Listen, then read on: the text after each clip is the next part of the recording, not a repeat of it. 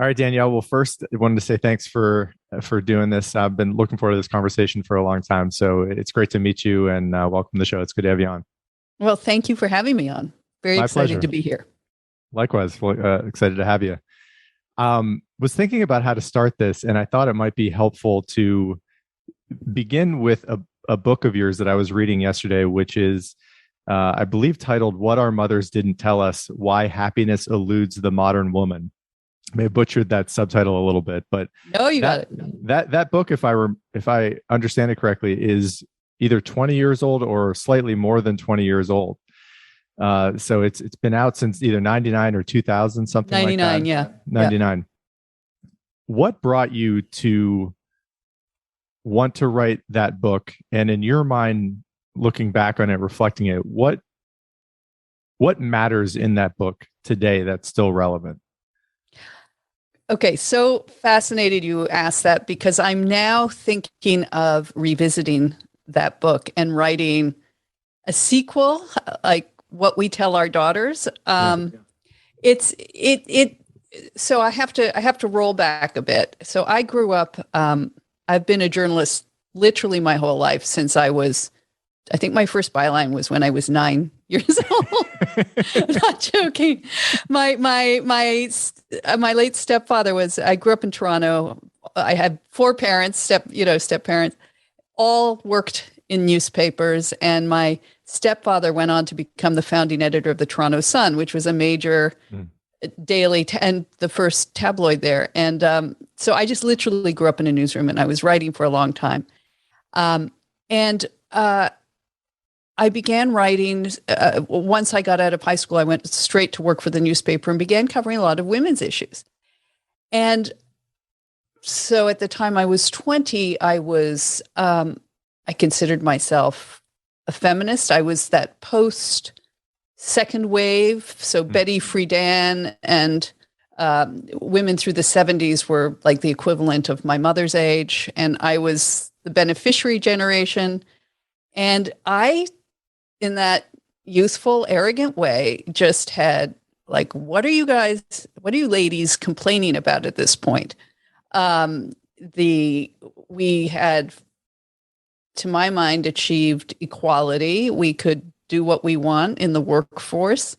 The rights that they were talking about seemed to have been won. And what was sort of left of the movement at that time was a kind of anti-maleness, anti-femaleness, really. Like it was the feminist movement, and it's still that way to some degree today, to the degree it exists in any formal way, is to really try and encourage women not just to have the same rights as men, but to be men, that our lives. I remember at the time feeling that there was so much messaging about how important it is to have a career, to be independent, to not ever depend on a man, yet have the exact same career path as a man. And these other things like getting married or having children were seen not only not encouraged, I felt they were actively discouraged. And a young woman at that time, my age, would feel vaguely embarrassed to say that she wanted to get married or have children, or if she did have children, the thing to do was like immediately put them into daycare, don't let them affect your job. So there was all this focus on career. And when you look back to, that's a kind of middle and upper middle class thing, because a lot of women who are working are not doing it to fulfill their inner dreams, but because they have to. I think even today, the majority of women work as cashiers. It's so, when you talk about boardrooms and careers, it's for educated, ambitious women.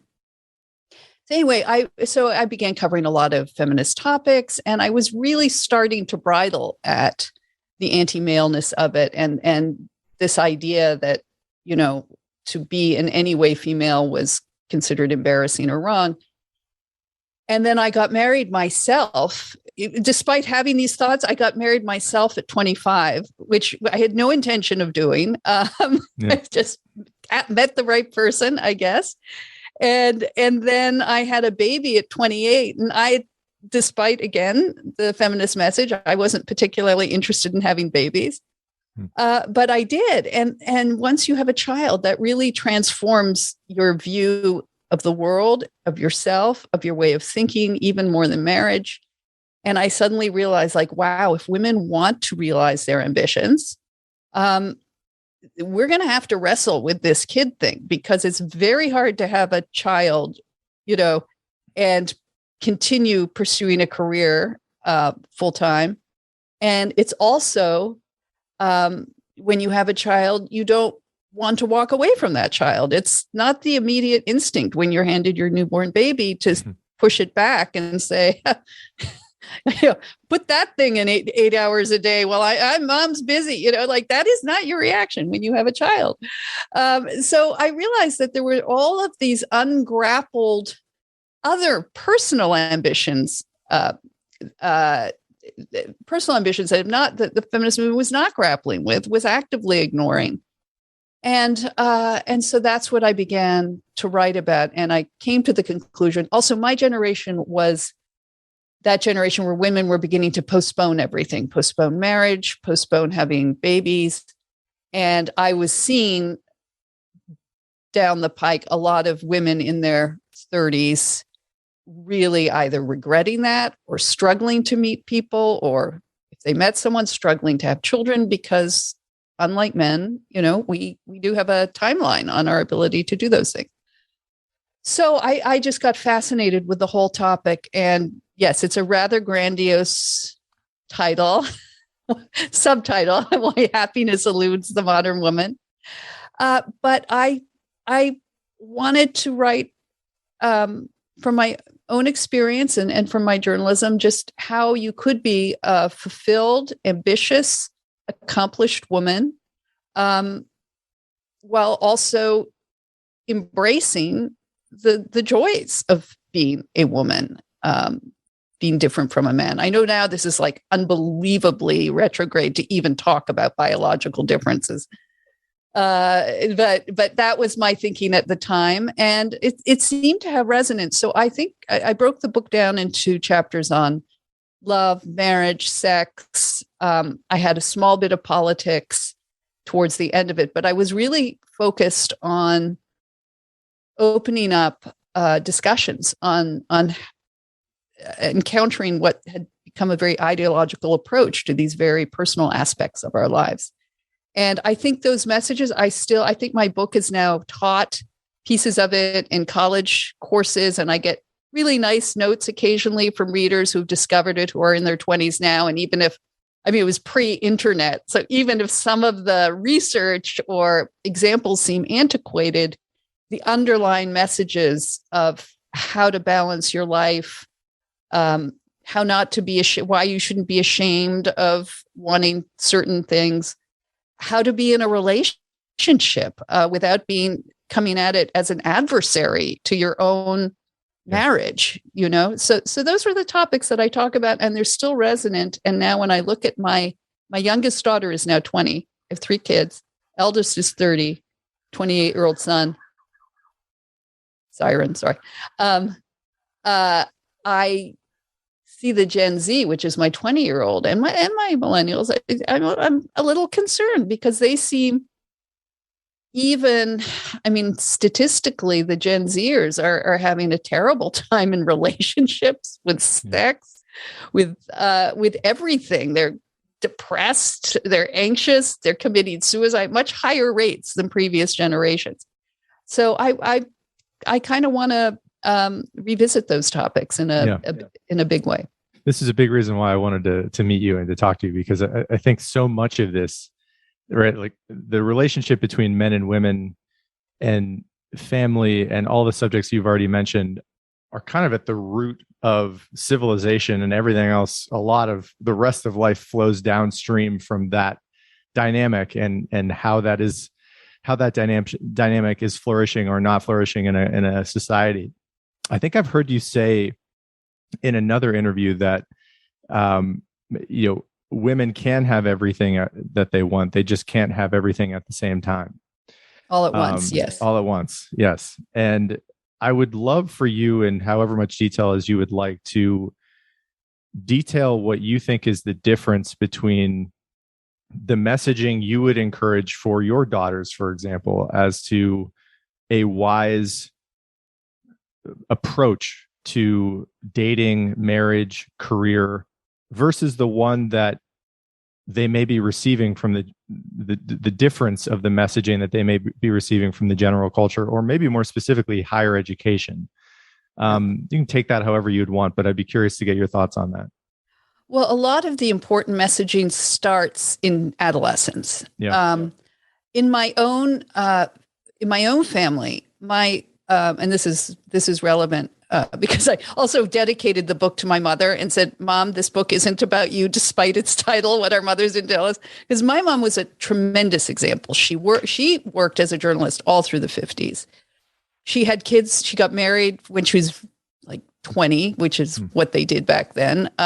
She had kids in her early to mid 20s. And she told me growing up, she said, being a mother was one of the greatest experiences. She absolutely loved being home with us when we were little. And then the minute we were in school full time, she started freelancing and working again. And by the time I was a teenager, she was, we were the so-called latchkey kids of the 70s and 80s. We didn't care. We liked not being observed by our parents all the time.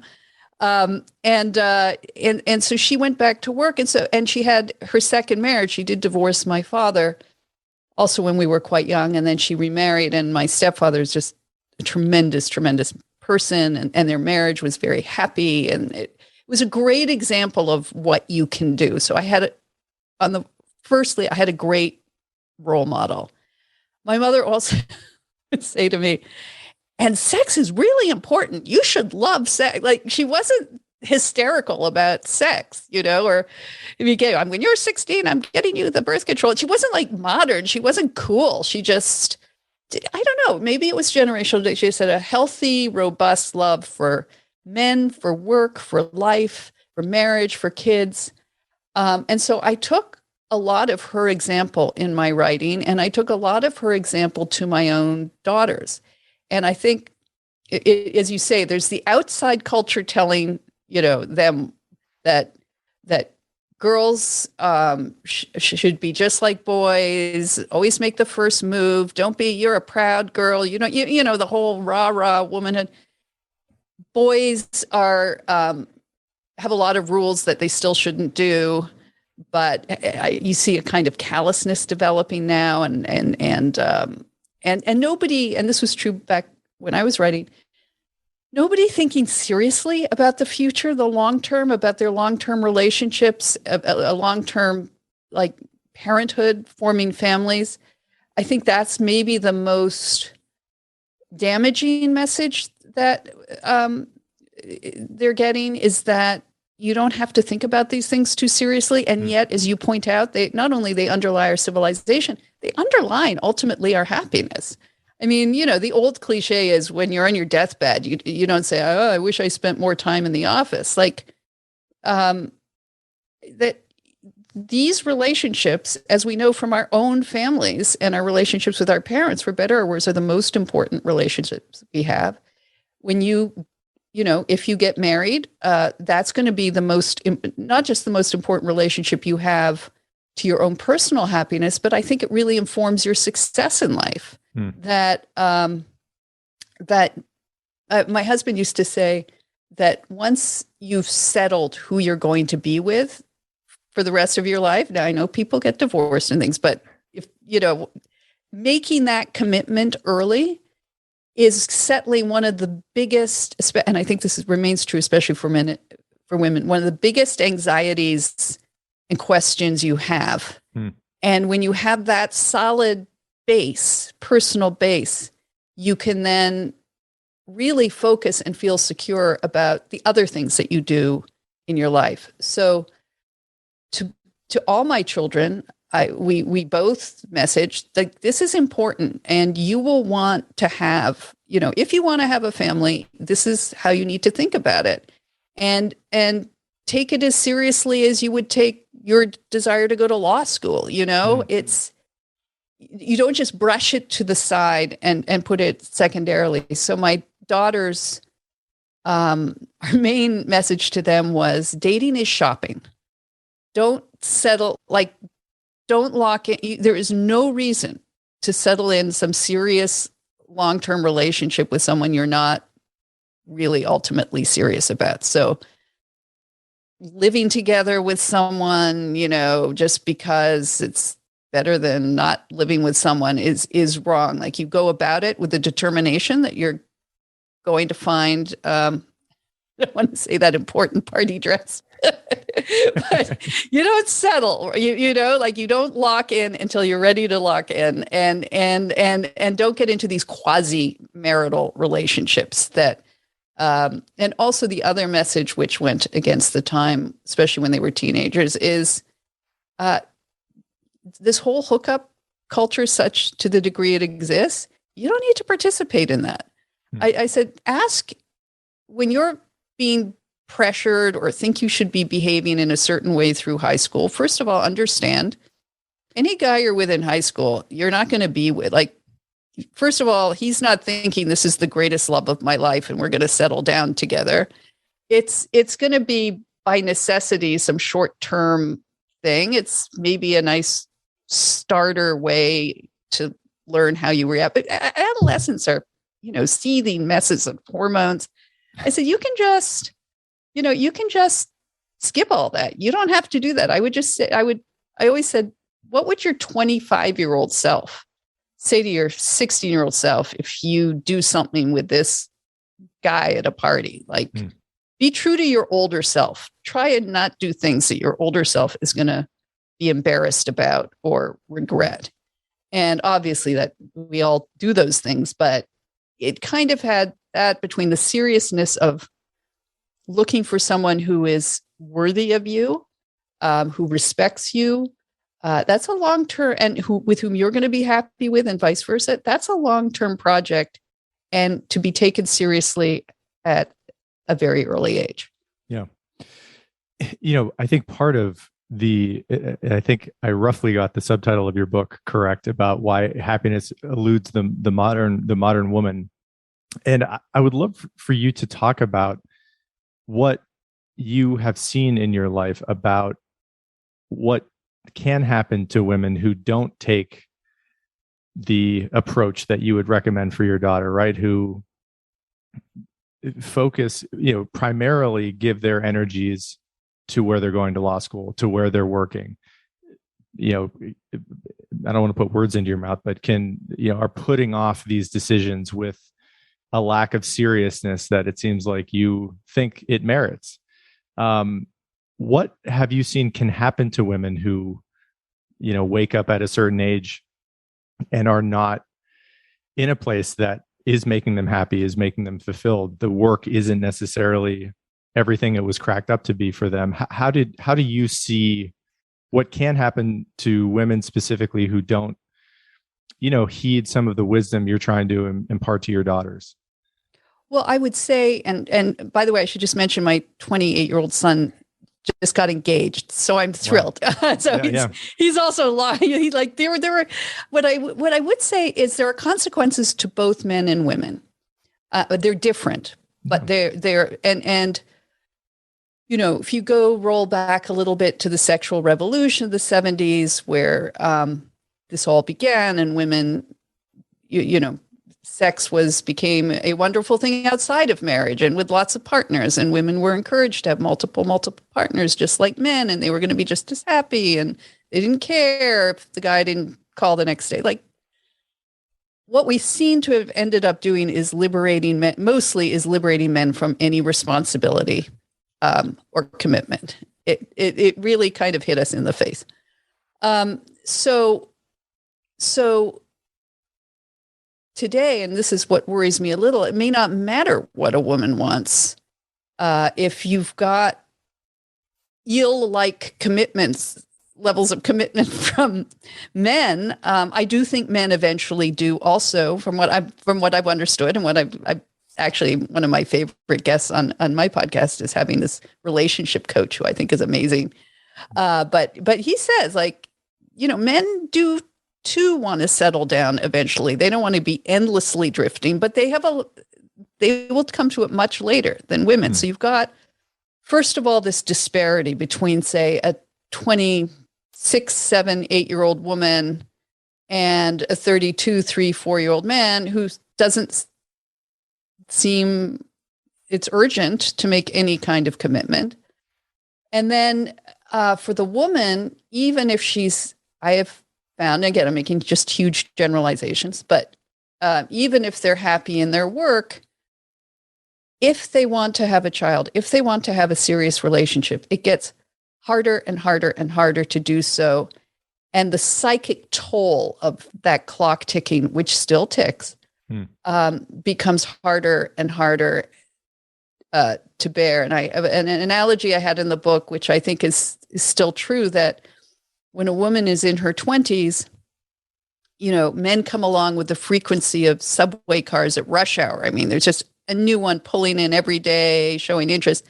And by the time you start crossing 30, it's now like the New York subway at midnight. Like the cars are mostly empty, but when they open, like crazy people come out. And and I see that. I mean, my 20-year-old daughter, oh my God, I love being with my daughters out at a restaurant because suddenly the service just picks up. We can get a taxi right away. Like, it's wonderful. If I'm by myself, that just doesn't happen. But you can really see the palpable effect of a 20-year-old walking with a 20-year-old, attractive young woman and being a almost 60-year-old woman walking by myself. So there's that. And that's just, and then I think it's going to, again, generalization. Women, I have noticed, tend to get more neurotic as the time goes by, that I feel we have a lot of impulses to take care of things. That's why single women seem to get cats.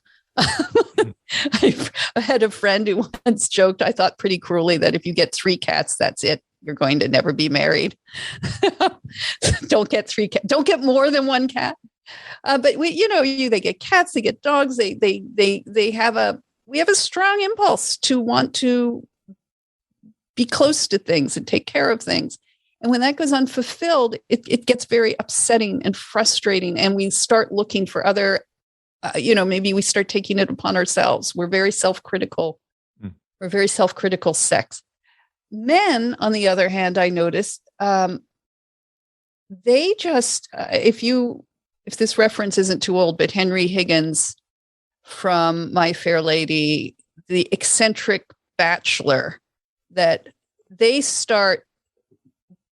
don't seem to have that emotional, they don't seem to be so, they don't seem to be so compelled. Like, they can get by, they can enjoy hanging out with their buddies, they can enjoy sports games, they can enjoy their job. They can play Minecraft all night. They don't have this same drive necessarily to have that strong emotional attachment earlier on. And the result that they kind of get eccentric. They get that, like, the very Peter Panish, very boyish. They have big, stereo speakers and systems and elaborate televisions and things like that. But they also find it harder. They become more rigid. And I think it's true of both sexes. The older we get, of course, the more rigid we get about anything in our habits. And it then also becomes harder and harder to come together. So when you're looking at a 35-year-old woman and a 35 to 45-year-old man who have never been married, you're looking at 2 now pretty well-formed individuals who are going to have to have a lot more work easing up and melding together in their habits than they would have been had they met earlier and started earlier on this project, as it were. Does that make sense? Yes. So let's concede for the moment that, and again, I think you're correct that a lot of this is just our generalizations, but let's concede that you are correct in your assessment of, women, roughly speaking, and time and what happens to people over time. who maybe don't partner up or don't take coupling particularly seriously. This is a rather new phenomenon in Western culture in America. You made the observation earlier, which I thought was interesting, related to how really this seems to have been, on balance, a gift to men and allowing them to dance around any real responsibility.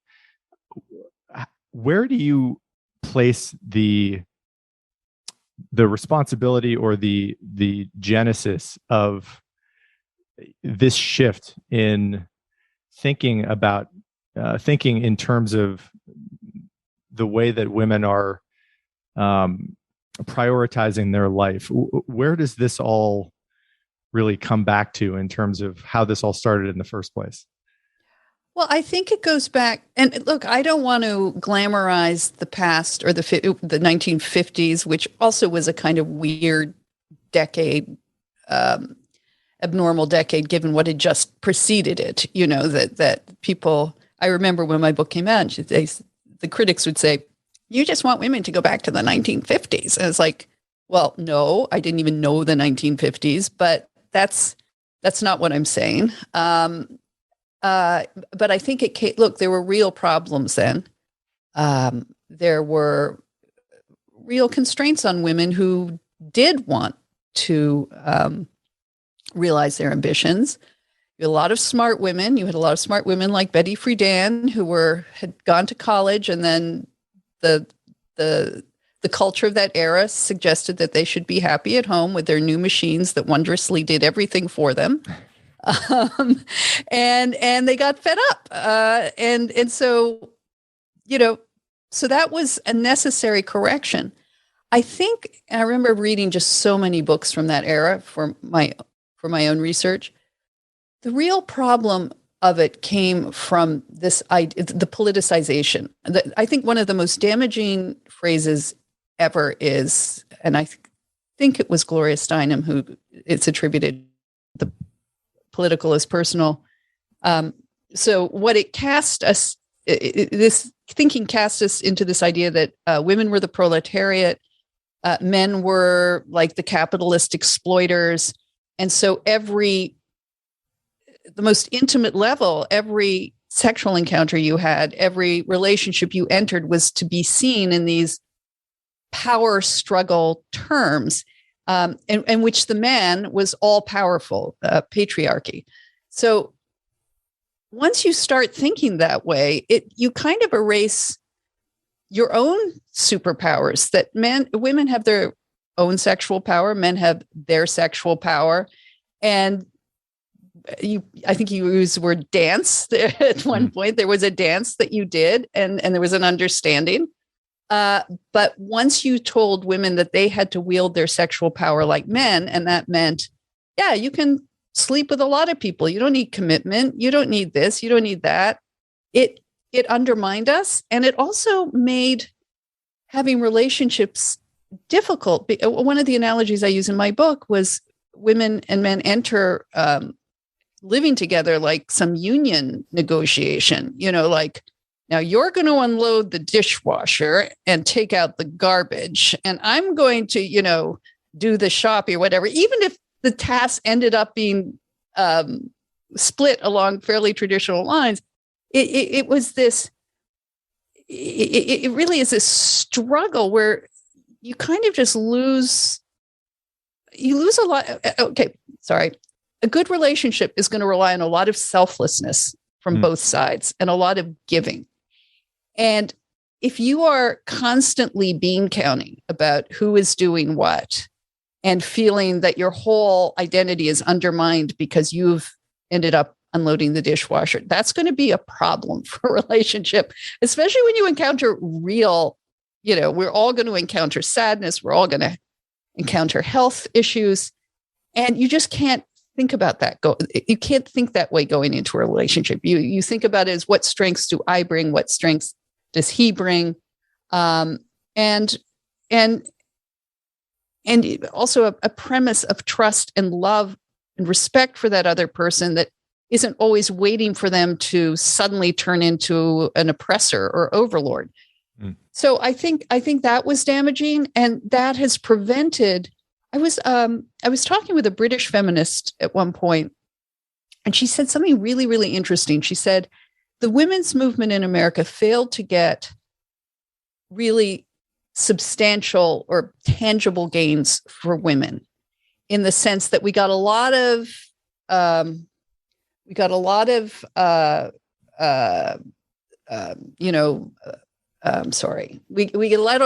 sort of acknowledgement of equality, but it's still true that we have none of the parental leave policies. It's the worst of any Western country. And I'm not going to be a policy expert and say, well, we need this or that from a federal government, or we need this or that from a company. But it is true that by pretending that we have the same needs as men and don't want different things, even if you call it, parental leave and not maternal leave, you've made it very difficult to compensate for the tangible differences that we do have, and I think that goes back to this concept of the sexes being defined by power and politics, and I think that there's just like the worst way you could ever think about love.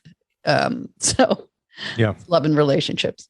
Yeah, it is amazing to me watching just how much it seems like there is an attempt to divide men and women in our culture, as though there were two groups of people who didn't need one another more.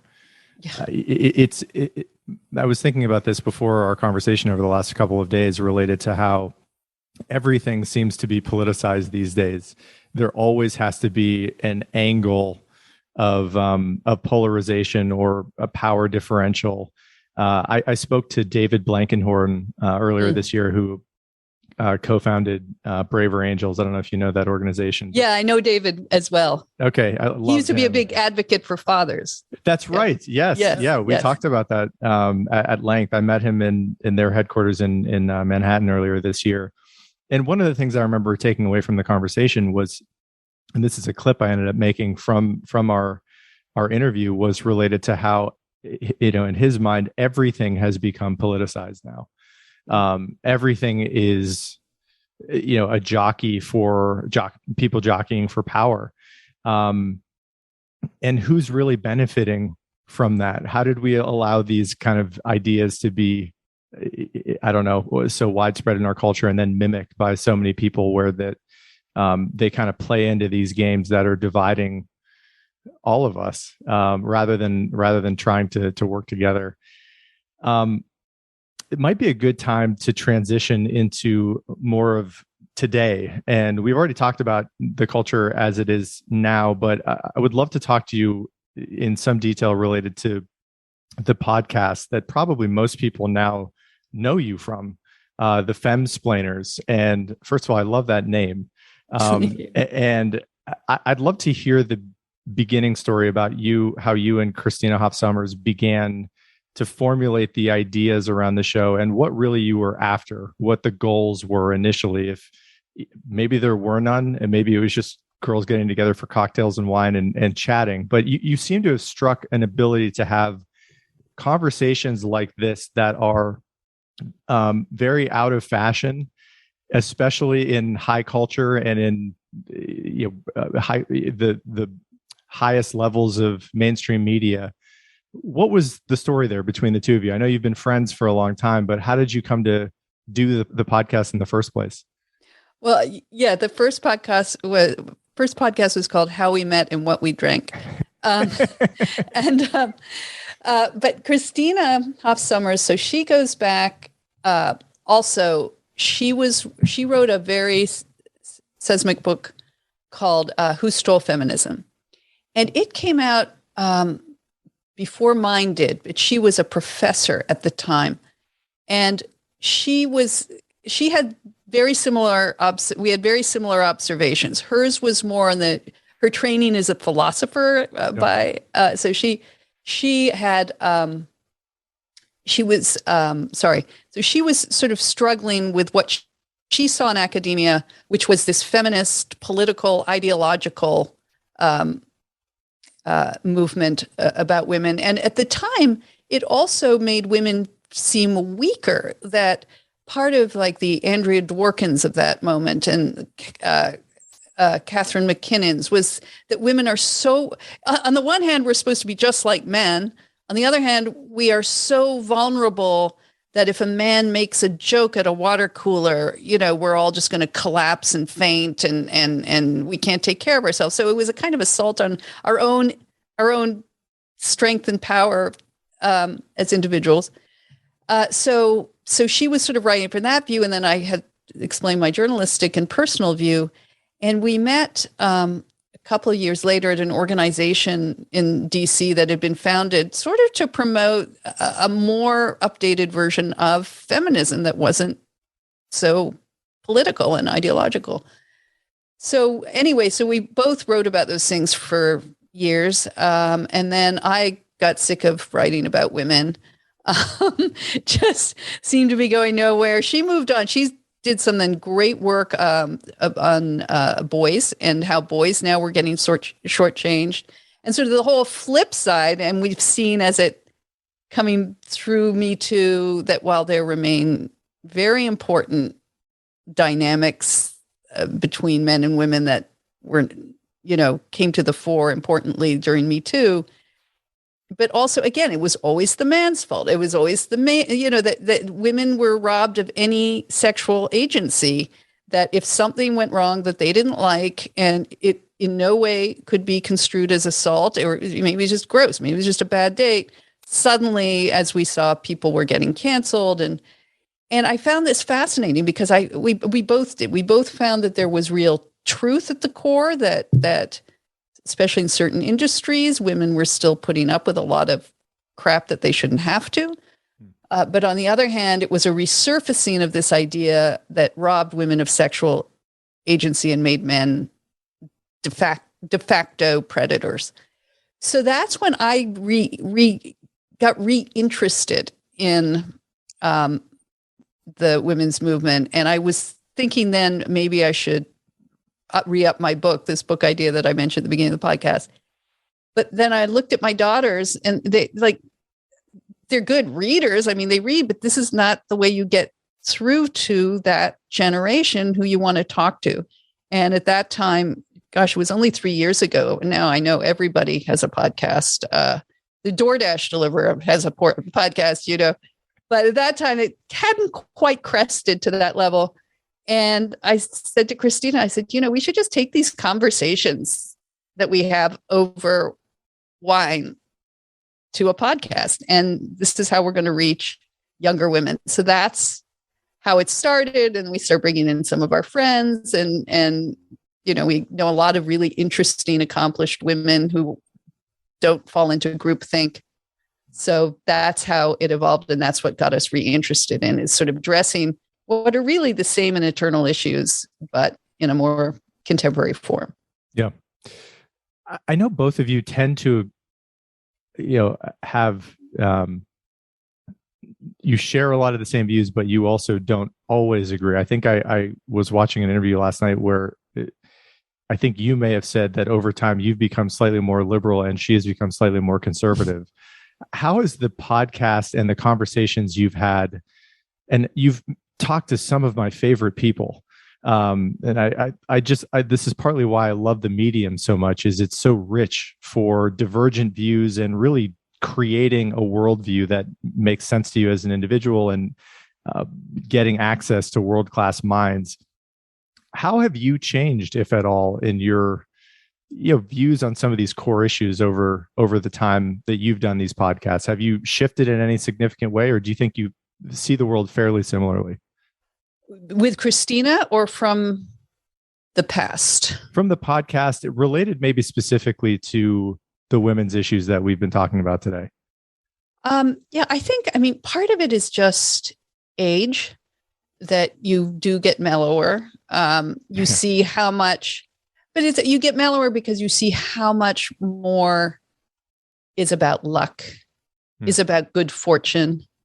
That when I look back, I've been married now for nearly 35 years, and very, very happily. And at the beginning, you have all these, ideas about, wow, this is what you have to do to have a good marriage. And then over time, you just go, you know what? We just lucked out. We just so lucked out. We met each other at that time. And he was he's very smart, and he could shake some of my dumb ideas out of me about, a lot of this, what we were talking about, negotiation and because anyway, so there was that. And then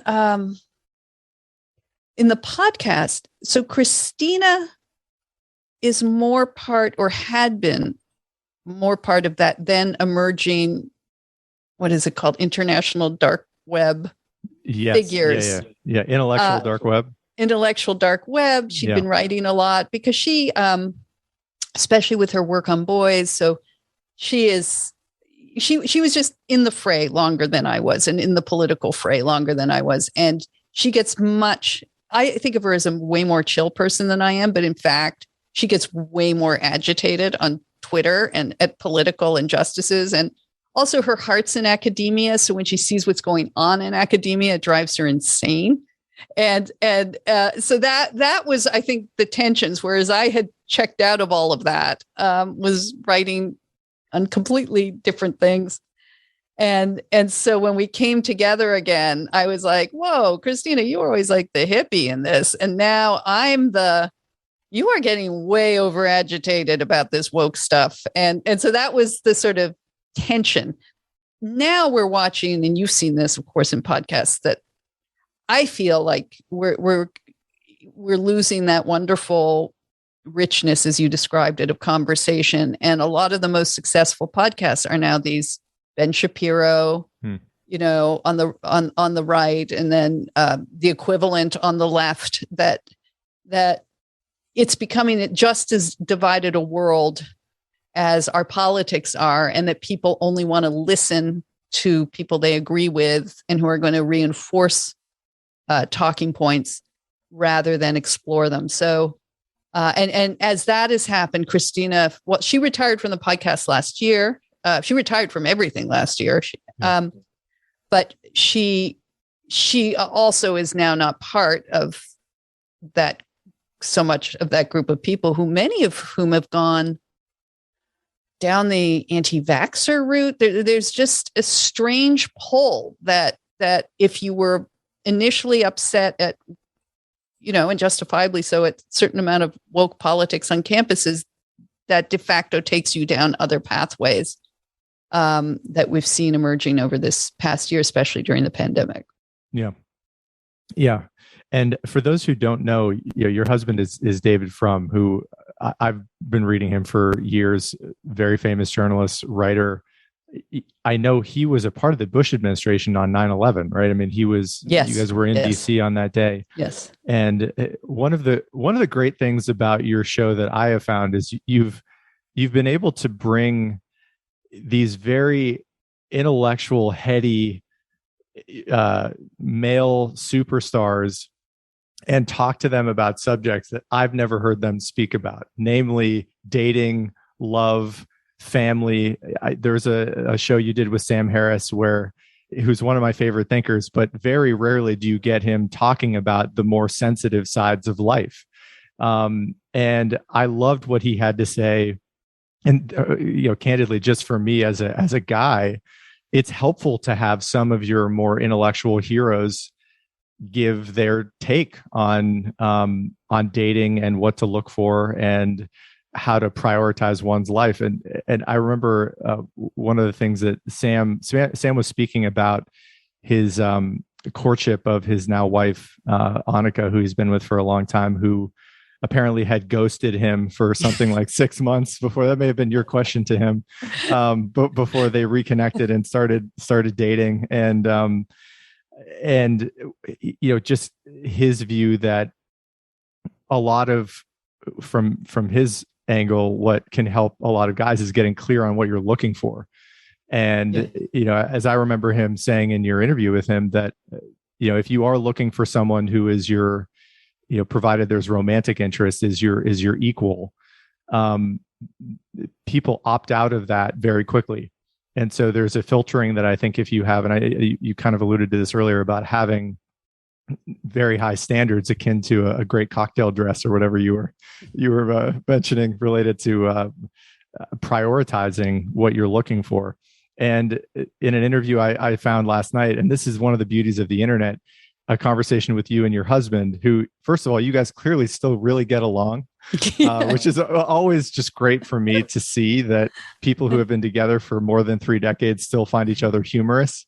And again, I mean, I would view David somewhat similar to Sam. He goes on and gives such erudite takes on society and ideas, and then he talks to you with like a gin and tonic, and you guys are talking about your marriage and dating, and he was going through what his view would be for people. I think he was saying that like you, that you both have a very happy marriage in like the upper 98, 99% of couples. And what do you do as you kind of tick down that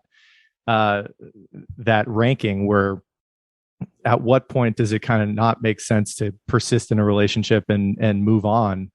And that's something that I think a lot of people are grappling with, of in an era of such abundance. There is, I think, that the advantage to now is the ability for people to sift more quickly. But I also think with that comes a decreased aptitude for, having an interest in settling down and committing. And it's a long way of me saying that I love the medium in its ability to allow people like your husband and Sam Harris to talk about these subjects, because I think there's just such an appetite, and then just speaking selfishly as a guy, for men to have their intellectual heroes speak to things that are arguably the most important things in life that don't get talked about very much. How do you I know you also have a son, and you're thinking about revisiting some of the topics from your old book. How do you approach this to him, or did you? I know he's recently engaged. When he was in the dating scene, did you have a similar message for him as you did with your daughters, or did you and David kind of approach that in a different manner in terms of your outlook on it? Well, a couple things there. David once said about children, they hear nothing, but they see everything.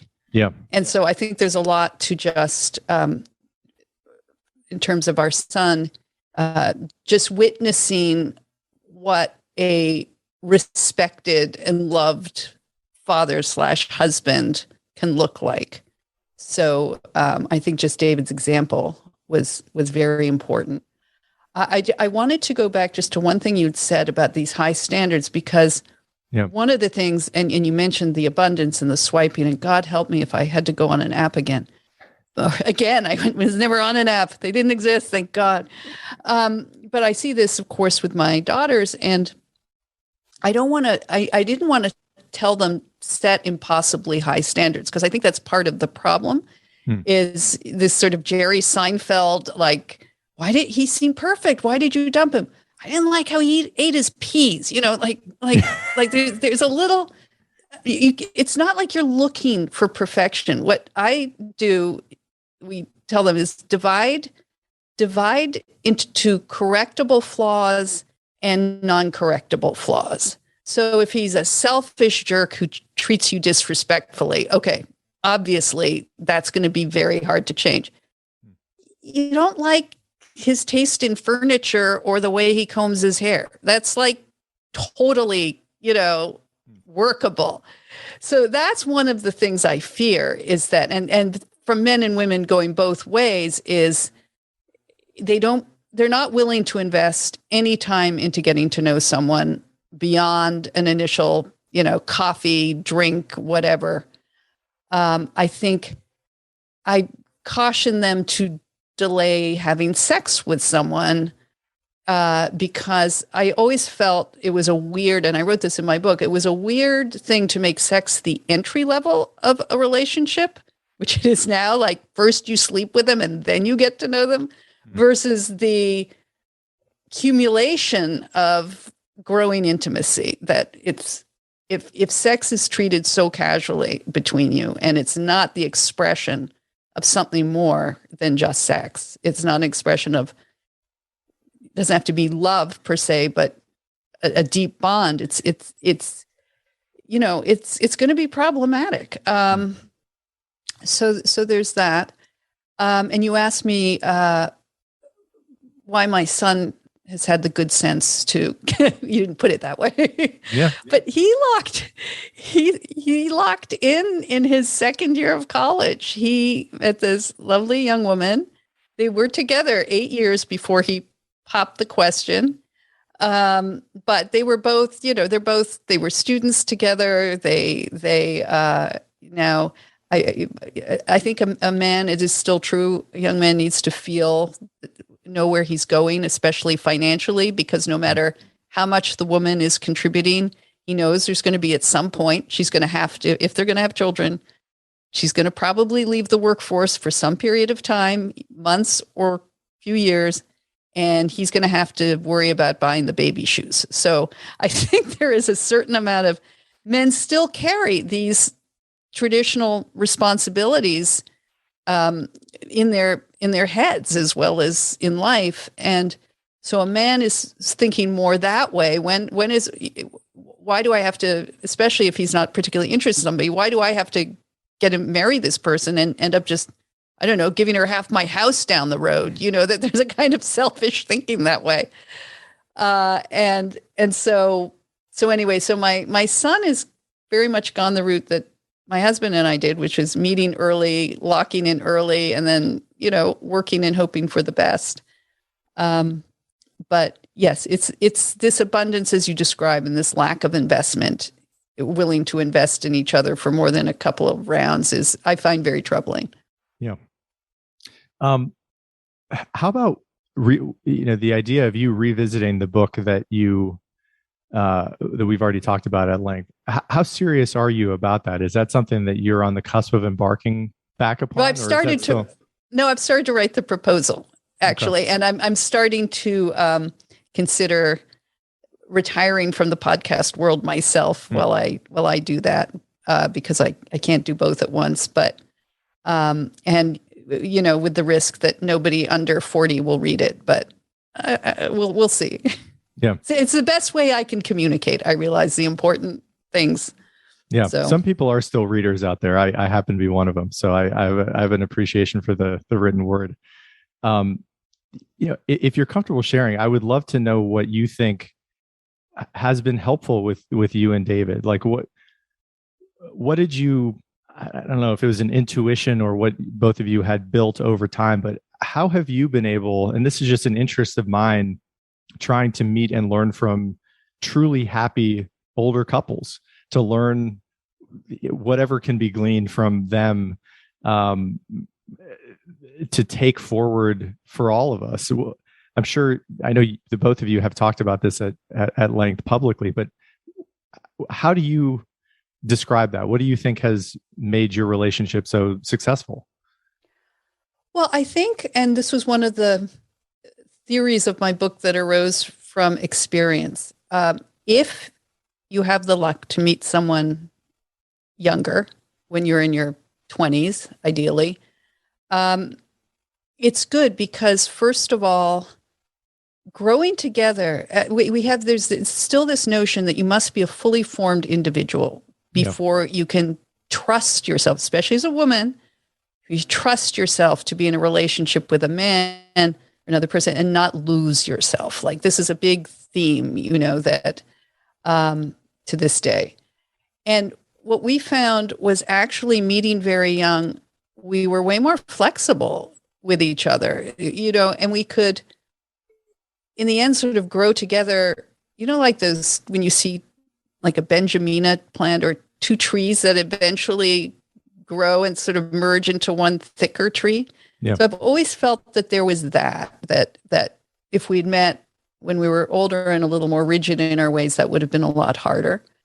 It also allowed me, again, to my surprise, to have children sooner rather than later. And that was his idea. That I was 27, we'd been married for 2 years. I got married at 25. He was 3 years older than me. And he said, first of all, his mother was sick. She had been sick for many years. And so he had a much more sense of time hanging over him. Yeah. And then he just looked at me one day. He said, I don't want to be an old dad. Yeah. And that just cut me to the core. I thought, he's so right. Like, do I want to be quietly between ourselves, we look at people our age who are, getting remarried, and the man suddenly has a 18-month-old in the house. And we would just want to blow our brains out. Like if that were happening to us at this stage of life. But grandchildren, yes. But I'd love those. But anyway, but that sense of when he said that, so we had, so we had our first child, and his mother was alive for the first 8 months of her life, but she died. I felt always incredibly glad we had done that when we did. But suddenly, it's a very freeing thing, because when you become a parent, all from the outside looking in, it just looks negative, right? Oh my God, your life is no longer yourselves. You can't just go out and do what you want to do. But the most profound thing one of the most profound things a child does to you is it takes you out of yourself. Mm-hmm. You stop thinking about yourself all the time. You're no longer first. You're not putting yourself first. You're putting someone else first. And as scary as that sounds, it has an incredibly liberating quality to it that makes both you and, in my case, my husband, grow up a lot in a positive way, in a more expansive way. You become a bigger person, not a smaller person. And the diaper years are short. So and as a woman giving birth younger, it allowed me, by the time I was in my mid-30s, to really be able to do, like my mother, a lot more things than I might have had I had babies, starting at 35 or whatever.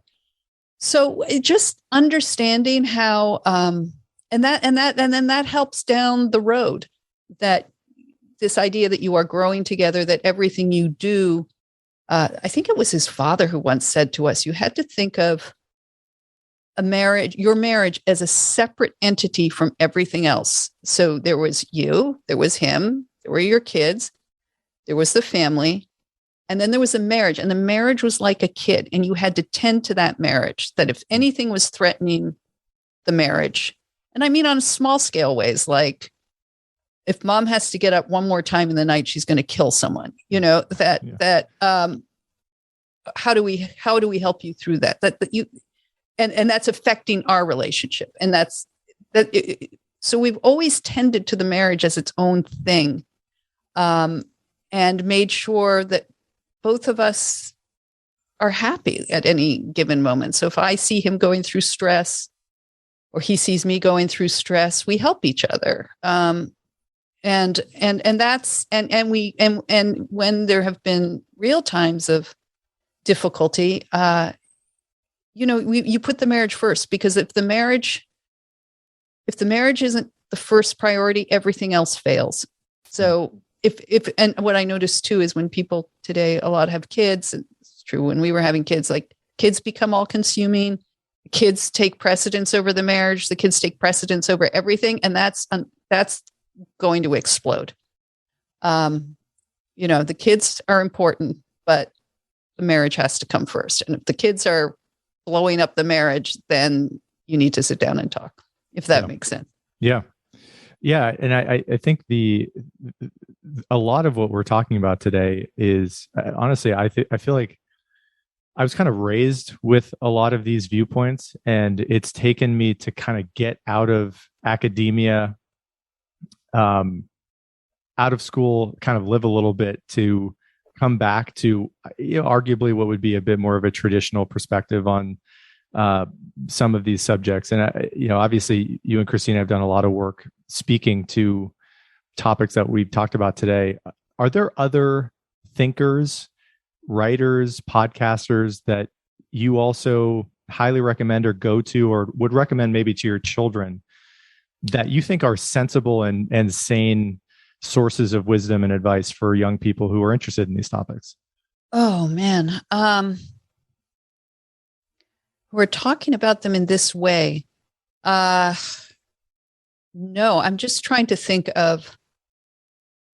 I don't have a good answer for that, because I think there aren't a lot of people discussing these in frank ways. And I think when you asked about finding, like, you enjoyed listening to the podcast because I asked these thinkers about everything that wasn't about their ideas. I've always thought David was, one of my great goals is to just get David to sit down and talk about everything but politics, because he's so interesting on all of these things and he has so many views. So I think it's hard to find. And I'm trying to think of what my children listen to or watch on this front. And I know my girls watch nonstop reality shows, and I don't think they're getting great examples from that. Yeah. So it is difficult. You have to, I think, look around at the relationships you admire and study them and figure out why they worked. I'll give you just an anecdotal example. I wrote about in my book, but the sort of kind of thinking that leads to divorce, as this woman was actually divorced for a while when the kids were young. David and I would escape once a night down the street to this local tennis courts where there was like a local, weekly group lesson, and we would play tennis. And one time we were doing an exercise and we put all our tennis rackets at the net, and he was making us run up and down and stuff.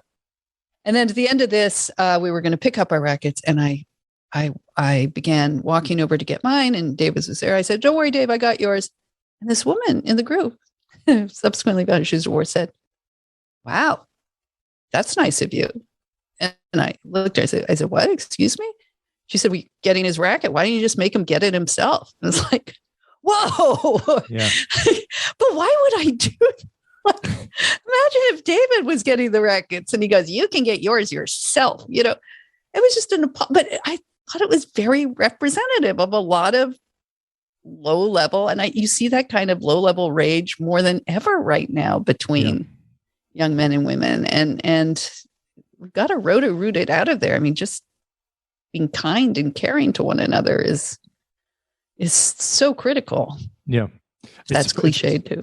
It's part of what I'm attempting in part to do with this show, is to allow, disparate groups to try to reach one another. And in my assessment of the dialogue currently, people just seem to be talking past each other oftentimes in these caricatures and not actually discussing things with, there's a great comedy bit I saw recently on YouTube, and this stand-up comedian, Mark Nordum, I think his name is, said, nuance is the new N-word, which I thought was such a brilliant take on now, where people have a very hard time holding two views at the same time.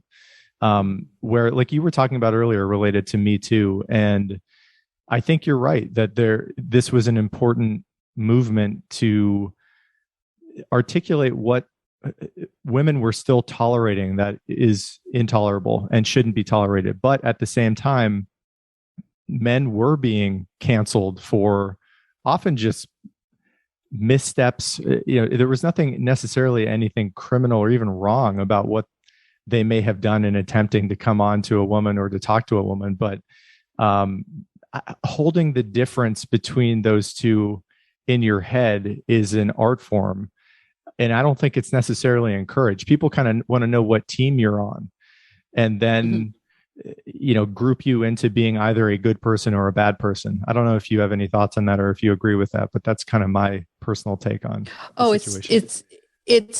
It's very hard now. And again, I can't quantify this scientifically, but I was talking to Andrew Sullivan, another podcaster. Yeah.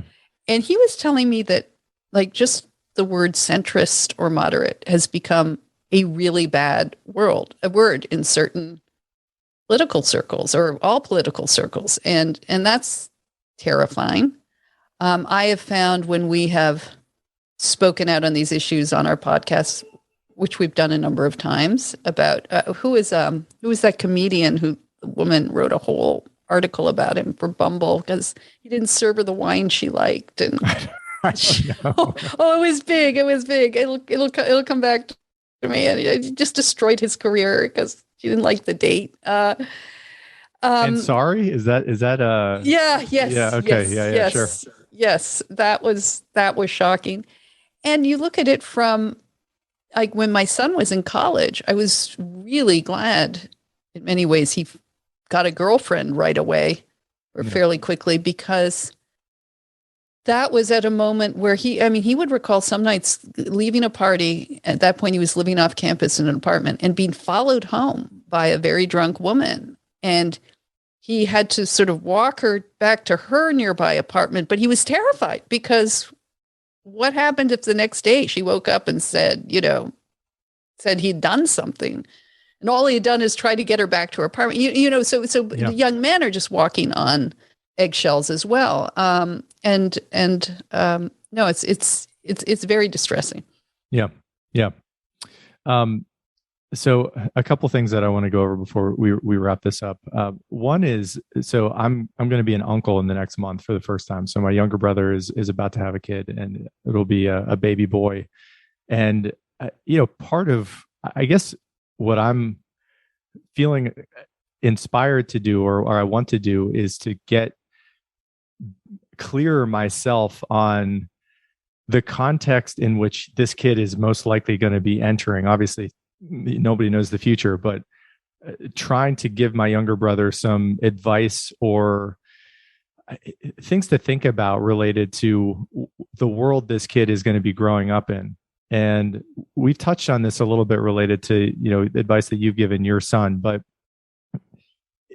if you have hope for an improvement in, the coming decade or decades, what does that look like, or what would it look like in your mind in terms of what a better environment or zeitgeist might be for men and women generally in our culture and improving some of the issues that we've talked about today? Yeah, first of all, I always try to remind myself, and this is when we were talking about Christina too, and the terror of the woke on campuses and things and getting agitated, that most people are not politically involved. They may have habits of thought from what they're reading or watching, but they're not entirely into these kinds of gender politics. And I'm even with my own children who are, my daughters who are ambitious and all that. In the end, they want the same things that I wanted, and every generation going back into time wanted. You want to find someone who you love and who loves you back. And I think that's true of men as well. So depoliticizing all of this is great. As you say, you were presented with a baby nephew, and I'm sure I don't know his parents, obviously, but they might do the whole thing of presenting him with dolls and non-gendered toys, and that might work out and that might be great, but then you might just find that he's going to behave much more boyishly, and embrace that, accept that, teaching young men how to be good, decent men, not to abuse their physical strength that they have over women. I was talking about this with David, actually, in the context of, I did a show on actually husband or male spousal abuse. And I said, women actually really apparently take a lot of shots at their partners physically and other ways. And I said, what happens, like a man just punching back? He goes, it's unthinkable. He said, even if you're not societally cultured not to do that, man is always aware of his physical strength over a woman. And unless you're very tiny, obviously, and she's really large. But so learning the strengths and weaknesses you have as a man are important, and civilizing those. And I think we've sort of lost track of how boys have to be civilized differently from girls. So I'm sort of embracing their their biological differences is good. I think it's healthy because that's what's going to, and kids know it. Anyway, sorry, I'm rambling, but diffusing, depoliticizing, encouraging young people to be together in healthy ways. I mean, I think my friend Caitlin Flanagan says like every 12-year-old boy is, lifetime of more porn than a World War II sailor,